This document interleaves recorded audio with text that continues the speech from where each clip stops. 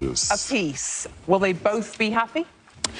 I saw the images of Carlo Ancelotti after the game. He didn't look happy. So Well, you know him.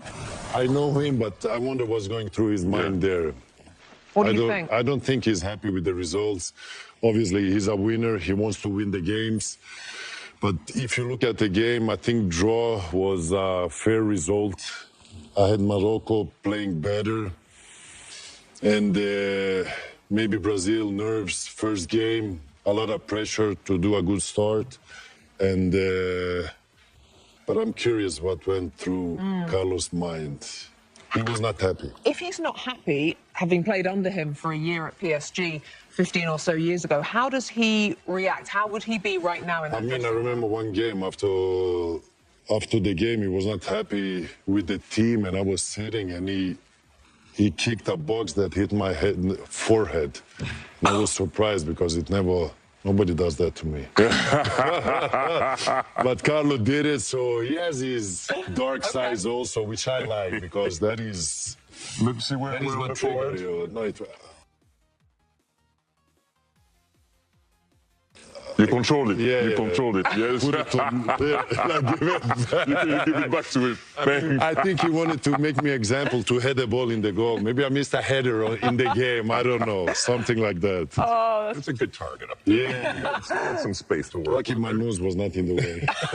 Lex, what was your assessment today? I mean, for those that came into this tournament, including my good friend David Mossy, a proud Brazilian, the notion that that they should be concerned with this team and that this is a underwhelming type of Brazilian team, I don't think that will have been squashed after that performance. It was underwhelming, and I think they should be concerned. From a Brazilian perspective, I think that they have to rely on the fact that there are good teams and championship teams that grow into a tournament. Again, this was a quality opponent, but in a Brazil-Morocco game, you'd expect Brazil to bring it. And I think so yes, they'll take the point. I still think they're going to get out of the group. But this was, again, underwhelming at a time when Brazil, I guess, can't afford to be underwhelming. If this is as good as it gets, that doesn't win World Cups. Okay, well, but this shows also that Morocco is a good team. Yeah.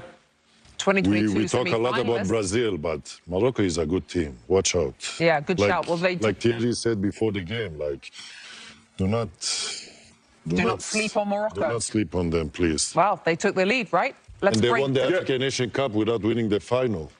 They actually...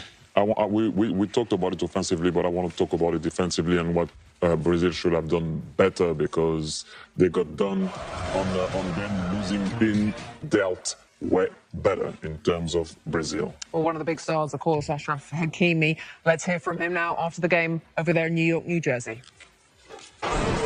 Great game, a lot to be proud of, a lot to learn from. What are the details you'll focus on moving forward from this game? Yes, it was not easy. Like we say, we play against tough team in front of us, one of the favorites of the tournament. Proud of the effort of the team.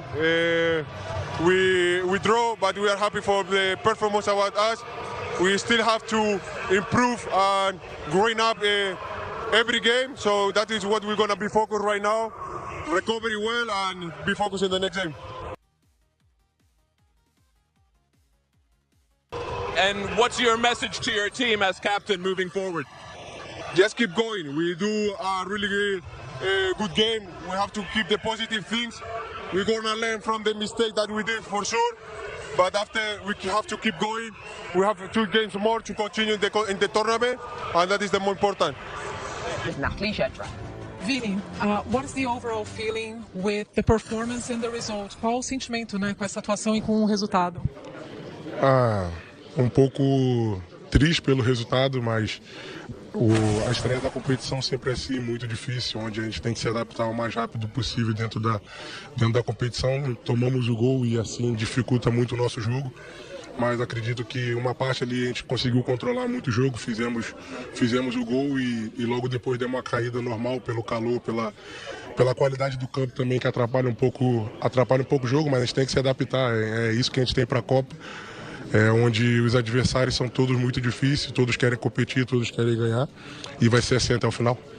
A bit sad with the result, of course, but we dropped a little bit in the end of the second half. In the first half, it was really hard, but these first games in the World Cup, they're usually very tough, and we need to adapt. We need to adapt quickly. And could you talk us a little bit about your goal? Because it was really a moment of magic, momento de mágica. Linguistic skills there all summer long going to be great for us. The scene shifts to Boston, where Scotland are appearing in their 9th World Cup. 3 points tonight against Haiti would be a huge step, wouldn't it, towards their first trip ever to the knockout stage. So it's time for those Fox starting lineups, sponsored by American Express. Haiti, in their first World Cup in 52 years, will look to release Sunderland's Wilson Isidore up front. Their all-time leading scorer, Duckens Nazem, begins this match on the bench today. Disappointing from their perspective. For Scotland, their midfielder, Scott McTominay, 2 goals during World Cup qualifying. He played all but 1 minute in Scotland's 6 qualifiers. For more, let's head to Boston to check in with a pair that will call the action for us tonight, Ian Cocker and Danny Higginbotham. Well, Rebecca, the day has finally come for these two nations. The World Cup, 52 years in the waiting for Haiti, 28 years in the waiting for Scotland, and with Brazil and Morocco in this group. Both teams really have to hit the ground running, and it's actually a must-win scenario already, isn't it, Danny? Yeah, it is, and I find this a really fascinating game because I think everybody will put, well, most people will put Scotland as a favourite, but Haiti, I wouldn't go against them at the moment because their best form of defence is to attack. And obviously, listening to Thierry a couple of days ago, he was saying that he feels as though there could be a potential upset. What I would say about this Haiti team is that they will ask a lot of questions. They will commit men going forward. So Scotland, when they've got the ball, they have to be their most protected because that's when they could be vulnerable on the turnover of possession.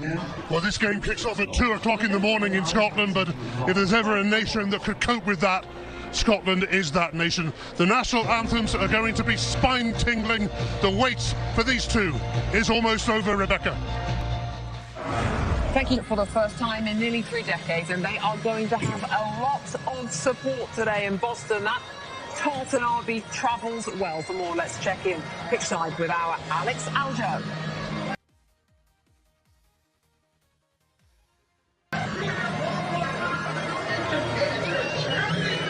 Hi Rebecca.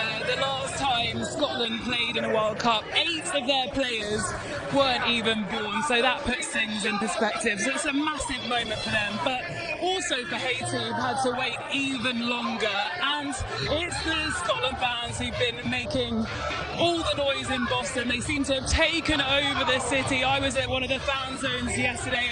A lot of sunburnt Scots, a lot of tartan kilts, a lot of bagpipes being played, but above all, a lot of optimism as well. Their captain, Andy Robertson, said that they have the best fan base in the world, and you can see why. He said it's motivating their players, and after a lot of disappointment, he wants no regrets this year. And looking at this group, it really does feel like it could be a decisive game for Scotland if they want to get to the knockouts of a World Cup for the very first time. Great news as well that Scott McTominay has recovered from a stomach bug. The atmosphere in this stadium is absolutely electric, as you can hear. Really